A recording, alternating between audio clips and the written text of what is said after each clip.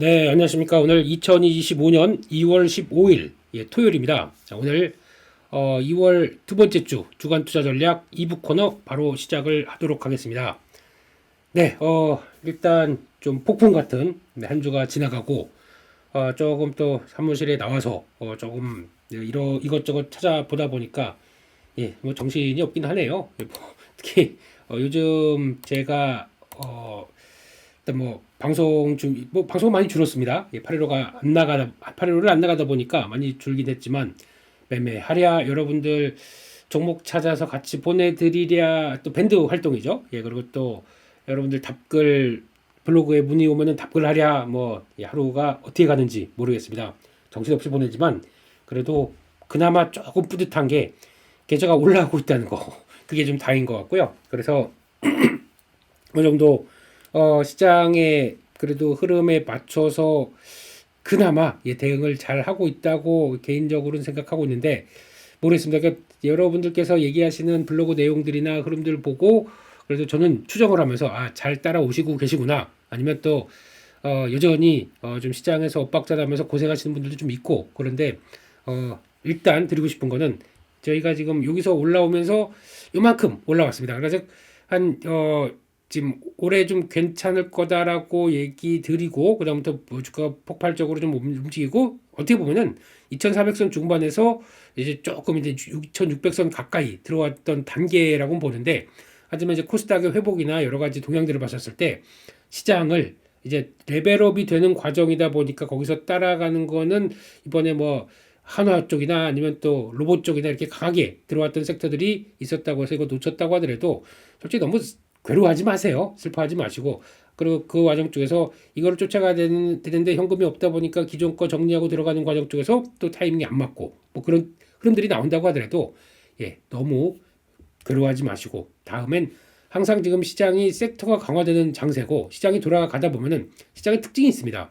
보통 특징이 있을 때 모든 게 다 순환하면서 꿀럭꿀럭하고 돌아오는 이런 장세가 있는 반면에 어떤 섹터와 종목들이 강화되면서 그쪽으로 막 몰아가면서 시장의 지수, 그러니까 지수는 어떻게 보면 시총 몇 개 종목들 가지고 끌어올릴 거 아닙니까? 그런데 오히려 섹터와 종목들이 강화되면서 나오는 장세가 된다라고 하게 되면 시장은 눈치 보면서 이런 쪽으로 강화를 시켜야 되겠죠. 근데 너무 또 급박하게 또 2차 인빌 정도까지 가서 그렇게 되면은 좀 쉬는 거 아니야 싶었더니 쉬는 건커녕 그냥 달려버리다 보니까 그런 데서 대응을 못하는 과정들이 나오면서 좀 대응이 좀 어렵다라고 생각하실지 모르겠지만 이번에 시장 성격들을 좀 체크를 하게 되면 요게 강화되는 장세다라고 꼭 염두를 하시고 거기에 계속 포인트를 맞춰서 대응하겠다라는 생각이고 거기에 대응 못하겠다. 나 안 되겠다 생각하시게 되면 일단 처음으로 추세 갖추면서 3일선 따라서 계속 올라오는 이런 패턴들 보시면서 그런 것들 일단 보유 그리고 또 이게 첫 번째 그리고 두 번째는 시장에 또 오해 때문에 좀 출렁임이 나오는 종목들이 있습니다. 그런 것들은 아마 그런 저희가 갖고 있는데 그런 종목들의 흐름이 나온다. 제가 그냥 가만히 안 있습니다. 밴드나 아니면 여러 가지 매체를 통해서 바로 언급을 드리죠. 이거는 오해다. 그러면은 비중을 이런 거 늘릴 준비를 해라. 갖고 물리셨다고 하더라도 괜찮습니다. 비중 늘릴 준비 저점에서 다 아시죠? 저희 55일선부터 이탈하게 되면 1차 인빌 들어가고 뭐 하는 이런 과정들 요거에 대해서는 충분히 생각하고 대응해도 되겠다라는 쪽으로 제가 말씀을 드릴 테니까 너무 걱정하지 마시고 그리고 시장에서 중심을 잡아갈 수 있는 그런 쪽으로 대응하는 게 훨씬 좋겠다라고 다시 강조를 드리겠습니다. 그래서 이게 어디까지 해서 얼마만큼 해서 끝날지는 모르겠습니다. 근데 지금 이게 끝나는 상황이 아니기 때문에 약간 흔들리거나 눌림은 있어도 계속 시장이 확산되고 있다는 관점 쪽으로 보게 되면 여전히 기회는 많다라고 보시는 게 좋겠다. 다시 한번 강조를 드리겠습니다. 그래서 이제 먼저 미국 시장 마감되고 동향을 보게 되면 지금 일단은 분위기가 약간 그런 느낌이 나요.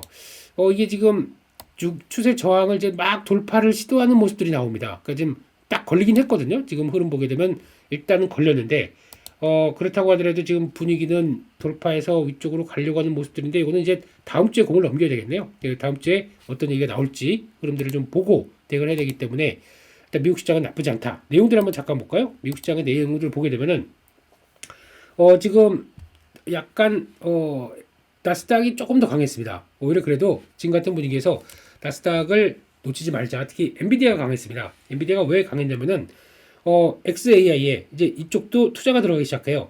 델 서버 제공하고 뭐 델이 서버 제공하고 엔비디아가 같이 들어가는 거죠. 그러다 보니까 강하다. 역시나 지금 빅테크 기업들이 투자는 멈추지 않는다라고 봐야 될 거고, 이건 투자 아이디어는 지금 당장 아니고 시장에서 정체되고 관심이 없다고 하더라도 이건 계속 될 수밖에 없습니다. 그렇기 때문에 AI는 패권이다. 이거 꼭 기억하셔야 돼요. 수익이 당장 안 나도 우리가 선점하기 위해서 투자는 계속 이어간다. 이게 핵심이거든요. 그럼 거기서 나오는 파생적인 아이디어, 대표적으로 국내 같은 경우는 AI 관련된 쪽에서 가속기를 본다. 그러면은 강주 계속 많이 들어갑니다. 두산. 예, 이거는 이제 저 2차빌까지 오다 보니까 제가 지금부터는 그냥 거의 관망하는 분위기죠. 그리고 또 거기다가 이수페타시스, 이 두 종목은 계속 또 같이 끌고 가는 수밖에 없고요. 거기다가 또 AI가 우리나라 쪽으로 보게 되면 역할을 끼친다라고 하게 되면 전력설비, 전력기기, 이거는 계속 또 뭐 관세가 어쩌고저쩌고 밀린다고 하는데 핑계입니다. 이거는 또 다시 자리 잡게 되면 들어갈 준비 하셔야겠죠. 그리고 또 HBM 이런 쪽들 지금 뭐 얘기가 또 지금 뭐 한화비전 올라가고 막 그러면서 또 좀 쑥 들어가고 있고, 핵심적인 종목들이 그거죠. 한미반도체, 그리고 거기다가 PSK홀딩스, 그런 또 종목들, 그런 또 테크윙 이런 종목들이 지금은 소외를 받고 실적이 잘 나오는데 알고 있어. 그 뭐 거기다가 지금 강하게 줄 단계 아니야라고 한다고 하더라도 결국에는 돌아갈 것 같습니다. 그렇기 때문에 지금 눌림목 들어와 있는데, 눌림목 들어와서 한미반도체나 지금 저 패턴 아시잖아요. 그렇게 눌려 있는데 수급 안 들어오고 그쪽에 관심이 없다고 그래서 이게 끝나는 거냐? 저는 그렇게 생각하지 않습니다. 그렇기 때문에 언제든지 변화가 나올 수 있기 때문에 이런 과정들 쪽에서 변화가 나오는 거는 저희는 계속 기회가 되고 있구나. 여기서 눌림목이다 기회다 그래서 뭐 비중을 확 늘리는 것보다도, 그러니까 일정 부분은 좀 들어가 있어야 되겠죠. 그래서 반도체는 요만큼 들어가겠다 그러면은 그 정도에서 일단 자리를 잡겠다라고 하는 부분들은 비중 갖고 계시는 게 훨씬 더 좋겠다라고 볼 수밖에 없습니다. 그런 쪽으로 계속 이어갑니다. 특히 만약에 엔비디아가 자리를 잡고 움직인다라고 했었을 때, 지금 볼까요? 엔비디아 같은 경우도 지금 되게 어려운 국면들을 슬슬 일어나고 있어요. 그러니까 지금 엔비디아 같은 경우는 저희가 매매하는 국면들을 아시지 않습니까? 1차밀 들어왔다 이런 것들 말씀드리고 들어오게 되면 이제 여기서는, 그러니까 요 상태가 제일 중요했었습니다. 근데 이거를 벗어나기 시작하네. 거래 별로 없이. 그렇게 되면은 뭐 이게 중요한 지지권 쪽에서 왔다 갔다 하다가 좀 일어나기 시작합니다. 그럼 요 갭을 메꾸겠다는 의지겠죠. 그러면 필라델피아 반도체 지수는 좀 늦긴 하지만 먼저 선도적으로 이걸 메꾸겠다라고 하게 되면 그런 과정들이 국내에서도 같이 나올 수 있겠다라는 쪽들에서 늦지만 서서히 움직이는 과정들을 좀 본다라고 하게 되면 이것도 나쁘지 않다고 봐야 될 것 같습니다.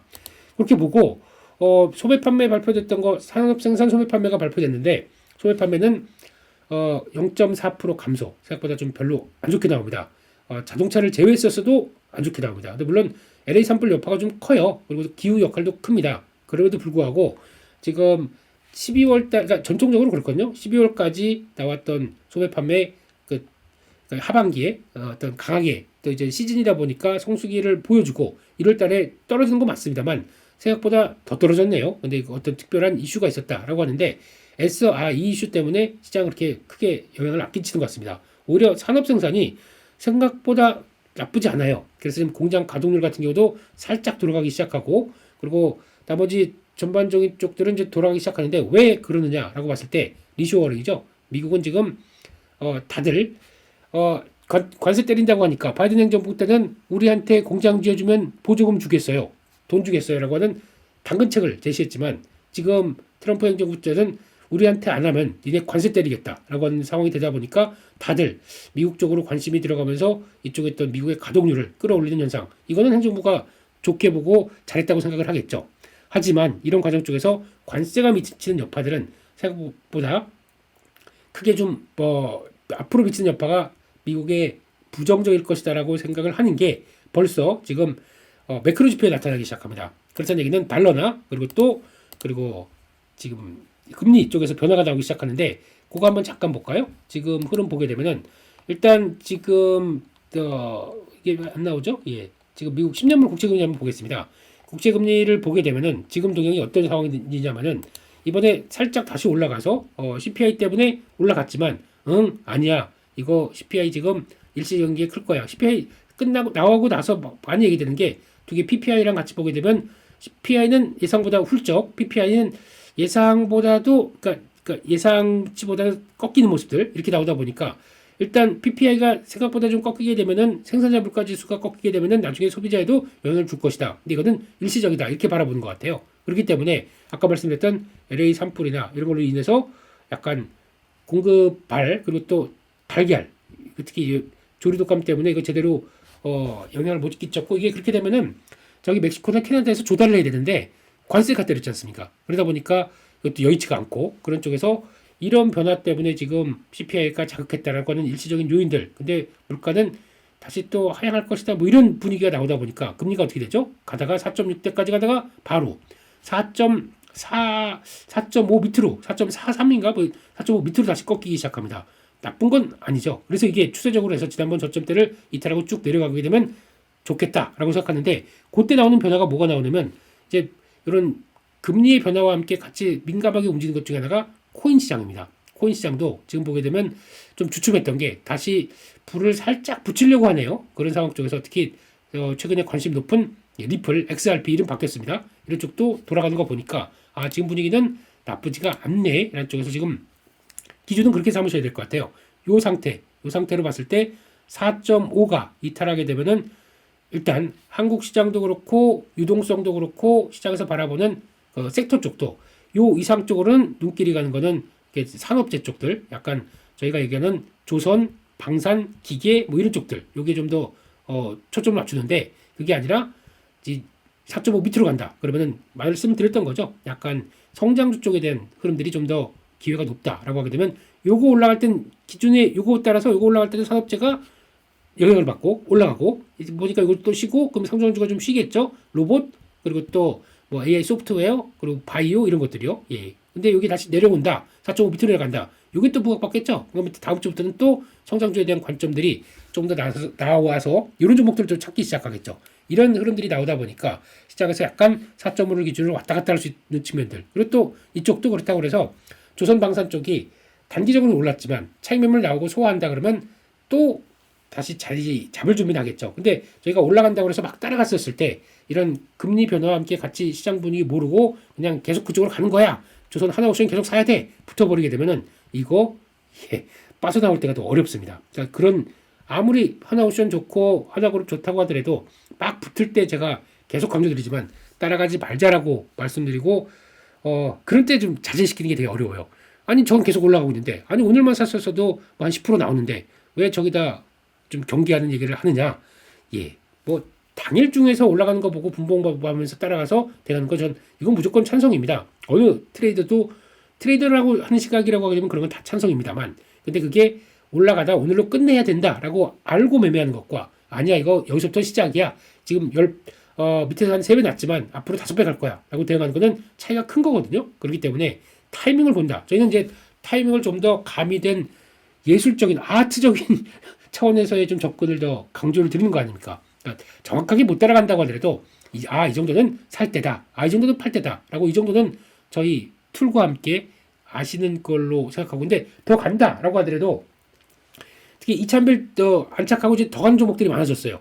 왜 이런 현상이 나오냐면 시장이 안정이 돼 있기 때문에 그래서 그렇다고 하게 되면 그때는 이참빌 타고 올라간다고 하게 되면 30%는 일단 기본으로 갖고 간다라고 나머지는 정리하고 간다라고 보는데 근데 이럴 때 보면은 70% 정리했다고 그래서 이거 정리하고 났더니 좀 계속 2차인별 이상으로 계속 가는데 에이 속상해 죽겠어요 이런 얘기를 하시는데 나중에 그러니까 가다가 결국에는 이거 아시는 것처럼 내려옵니다. 내려와서 적어도 3일선 터치합니다. 3일선이 같이 올라오다 보니까 터치를 합니다. 근데 그때쯤에서 다시 물론 판 거보다 올라갈 수는 있겠지만은 그렇게 비중을 관리하면서 정리를 해놓게 되면은 그러면 이렇게 강한 종목이 있다 보니까 2등주나 3등주를 또 대응할 수도 있는 여력들이 되고 아니면 이런 과정 쪽에서 또 다시 보니까 저기소에서 이거 올라가느라고 소외된 종목들이 나오기 시작합니다. 이걸 또 들어가도 되고 여러 가지 비중 관리 쪽으로 대응하시는 게 훨씬 더 그러니까 이게 제가 체득한 거죠.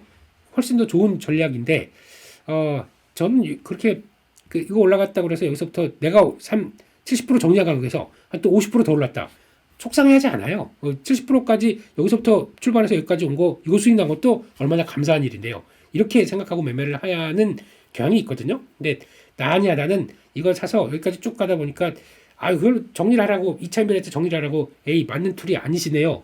같이 못하겠습니다. 이렇게 얘기를 하시고 저희를 떠나신 분도 있더라고요. 예, 근데 예, 그거는 이제 그러다 보면은 급등주만 쫓아서 매매하다가 급등주에서 고점에서 잘못 걸려서 쫙 밀렸을 때 또 예, 계좌가 한번 크게 털리고 나셔야 또 경험을 하실 겁니다. 항상 이런 케이스가 시장이 강하고 또 특별한 섹터가 강한 종목 쪽에서 나오는 케이스가 있다. 그래서 이럴 때는 30%가 아니라 50%만 가져가 볼까? 이렇게 운영의 묘도 볼 수는 있겠지만은 네, 그러다가 고점에서 한번 툭 꺾이게 되면은 그때 나올 수 있는 상실감은 상당히 큰데 거기까지만 하겠습니다. 네, 저는 여러분들이 하는 얘기를 다 듣고 있으니까요. 예, 그래서 그 정도 보고 예, 뭐 그러면 아니면 아닌 거겠죠. 그래서 아마 가신 다음에 잘하시면 잘하시겠다. 또 생각하시는 바로 잘하시겠다 생각하고 있는데 오래 살아남으려면 그리고 또 시장에서 꾸준하게 수익을 내려면 제 방법이 맞다는 거를 저는 예, 다시 한번 강조를 드리고 그렇게 그러니까 저랑 비슷하게 수익률을 맞춰보고 저같이 매매해 보시겠다. 시장 안 좋아도 그 연간 수익률 60% 한번 내보겠다. 시장 좋게 되면 네, 200% 300% 나올 수 있는 기조는 여기서 나온다고 다시 한번 감히 말씀드리겠습니다. 결론적으로 말씀드리게 되면 지금 네, 4.5 밑으로 또 내려갔습니다. 시장은 아직도 뭐 그래서 다음 주에 또 다시 올라간다고 하더라도 이게 지금부터는 지난번 저점대를 이탈해서 4.4가 이탈하거나 이렇게 갈 가능성이나 지금까지 4.5를 기준으로 해서 4.6을 다시 터치하느냐 4.4를 이탈하느냐 요 관계에 대해서 또 다음 주 한 중반 정도쯤에 또 중요한 트리거가 될 것 같아요. 4.4 이탈하게 되면 저희는 긍정적입니다. 이거 한번 보시고 또 하나 환율 한번 볼까요? 환율은 또 드라마틱한 변화가 나오고 있어요. 지금 환율 쪽에서는 지금 아마 미국 시장을 바라보면서 유럽 시장에 대한 변화가 좀 많이 얘기가 나오더라고요. 만약에 종전이 되게 되면 유럽은 이제 그동안 걱정했던 거 다 떨궈 버린다. 그래서 지금 유로화가 상대적으로 강하고 게다가 요거는 또 눈길이 가요. 엔화가 지금 생각보다 좀 변동폭이 좀 나오는데 엔화가 지금 강세로 가고 있습니다. 약간 약세로 아니고 강세 쪽에 무게가 살살 실려 있습니다. 지금 보게 되면 152. 그러니까 지금 한때는 이렇게 엔화 약세, 엔화 강세 이렇게 보시면 되는데 슬슬 엔화 강세 쪽으로 좀 진행되다 보니까 달러의 기조보다 그러니까 그거죠. 니들이 자꾸 관세를 통해서 뭐 재정 정책 관세를 통해서 재정 들어가는 거는 지금까지 총 재정 쪽에서 한 10% 정도밖에 안 됩니다. 그런데 그거 가지고 명분이죠. 관세를 통해서 우리 미국이 재정이 보강된다라고 얘기하는 거는 말도 안 됩니다. 솔직히 말씀드리면요. 그럼에도 불구하고 관세 정책 하게 되면은 결국에는 얘네들 돌고 돌아서 달러가 약세로 가는 그러니까 미국 경제가 위축될 거고 그러면 금리도 경제가 안 좋아지다 보니까 금리가 올라갈 수가 없겠죠. 금리 떨어질 거고 하는 과정을 생각하게 되면 일단 다른 통화들 그 엔화 그리고 또 지금 유로화 이런 쪽들이 좀 더 반응을 하고 있다는 게 반영되다 보니까 지금 이런 쪽들 근데 엔화가 지금 가파르게 강세로 간다 그러면 이거 저희 걱정을 할 필요가 있겠죠. 근데 잘 보시게 되면 환율은 속도입니다. 속도가 제일 중요해요. 그래서 이렇게 빠르게 하방 압력을 받는 속도가 이런 식으로 나온다. 그러면 또 걱정할 수밖에 없습니다. 엔화 엔캐리 트레이드 그런 쪽인데 이런 각도와 지금 각도가 이렇습니다. 그러면은 너무 일단은 걱정은 할 필요는 없다고 생각이 들고 있는데 이러고 있다가 속도가 가팔라진다. 그럼 그때부터는 엔캐리에 대한 우려가 바뀌겠죠. 근데 그런 쪽이 나오게 되면은 그러면 달러는 빠르게 또 약세로 갈 텐데 그게 아니라 이런 식으로 꾸준하게 멈출 때 멈추고 갔다가 뭐 이런 식으로 서서히 가게 되면 달러의 기조를 흔드는 겁니다. 달러 약세로 가는 거죠. 그러면 원화도 강세로 갑니다. 그렇게 되면 원화가 어떤 식으로 나오냐면 지금 분위기로 보게 되면 일단 드디어 고점에서 꺾이려고 하는 분위기예요. 그래서 저희가 많이 봤던 게 요 자리 1440 얼마짜리가 이제 이탈을 슬슬하기 시작합니다. 요까지 이탈해줘야 돼요. 그러려면은 추가적인 달러가 더 약세로 가야 되겠죠. 그러면은 달러가 이 정도로 간다. 그러니까 지금 약세로 가고 원화가 강세로 간다. 그러면 지금 미국으로만 보던 시장이 거의 미국만 계속 가면서 미국 찬양론, 미장 한국장 탈출은 지능순 이러면서 미국장 해야 된다라고 했는데 제가 바뀌었죠. 올해부터 미국장은 좋긴 좋지만 비중을 확 줄이기 시작했습니다.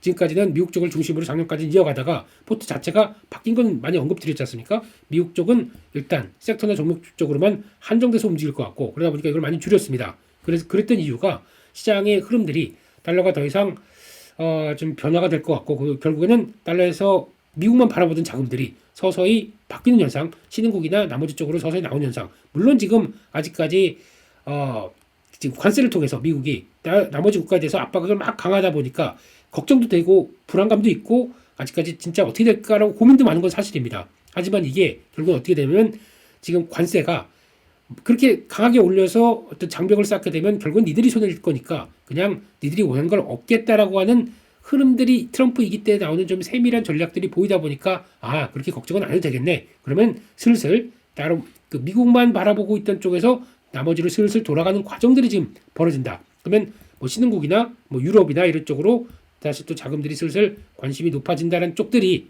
보여지다 보니까 이게 하나의 현상이라고 봐야 되겠죠.